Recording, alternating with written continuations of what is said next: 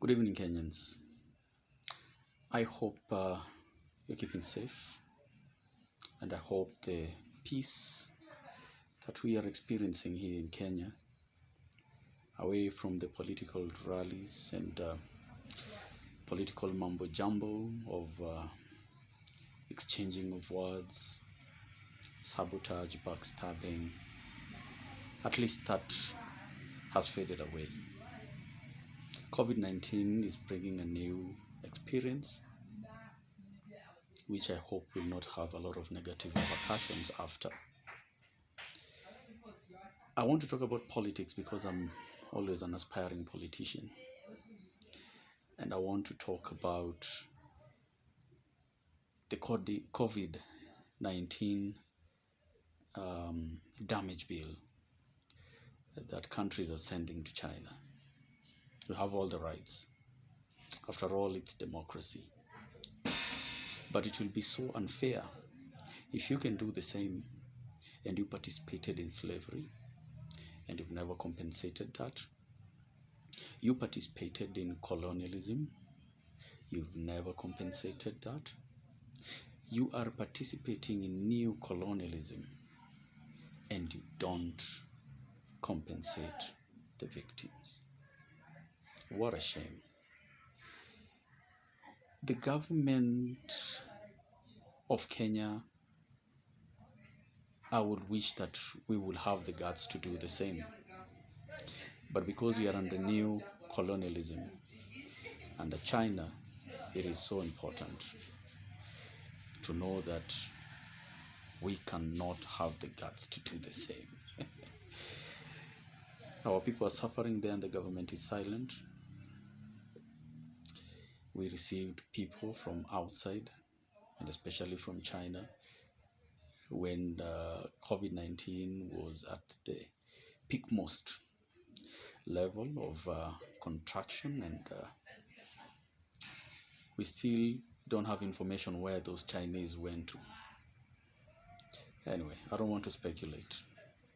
I leave that to you. This is a moment of rethinking diplomacy. I hope the world is going to change in how countries relate to each other, because this is a new experience and a moment to reckon for change. I also want to talk about one greatest change that I'd like to see is the redefinition of government. COVID-19 has exposed governments which talk big, have big budgets, but no budget is people friendly. We've seen the hospitals and the frontline workers are suffering. We don't have facilities, we don't have enough personnel. This is a shame. Governments have always been playing dirty politics, playing with the lives of their citizens, which is quite unfair.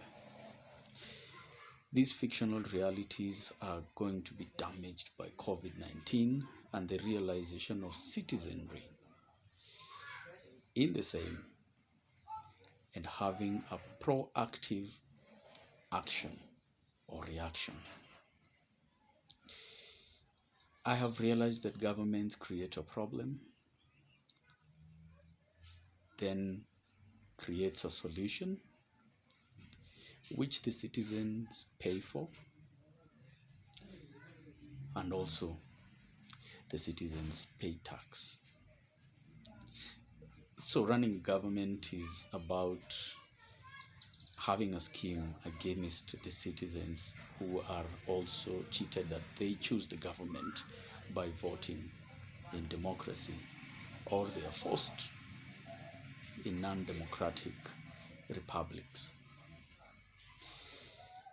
I think we have survived 2 or more months without government services. We have realized the real jobs that government needs to give incentives and tax exemptions so that the services are currently important may continue because they have been proven to be very close to human beings and to their lives. The health sector and the economy must be attached to families. Like I said before, families have become the new center of power, and families should decide the next government. Families should decide the economy of a country, and families should be stronger than all the arms of governments and any level of governments. If at all governments serve people. I want also to think of families that are very poor. COVID-19 has sent everybody home, including the president and the homeless. And family members, though it's a good thing, like I stated in my social worker clip, it is a good thing that families are back together. But then again, it has shown that government can never help its people. Children have been sent back to their parents, and parents have been sent back to their homes. What we have done is that we have spread insecurity from social places and places of work to homes. And so there is a threat of families being targeted by terrorists. And at this time, as we speak, families are at home and curfew is being implemented. Shops are being broken into. What a shame. But I want to say the police are underpaid. They are not given enough for their welfare, and especially at least housing and a good basic salary. And they are few. Right now, it has been very difficult for Kenyan police to act consistently in a manner which shows that all the laws that we have are being respected. So in this regard, I will plead with the government to collaborate with the private sector and expand our security so that we can have private security officers and enforcers of law. Well, I want to finally talk about people's dignity.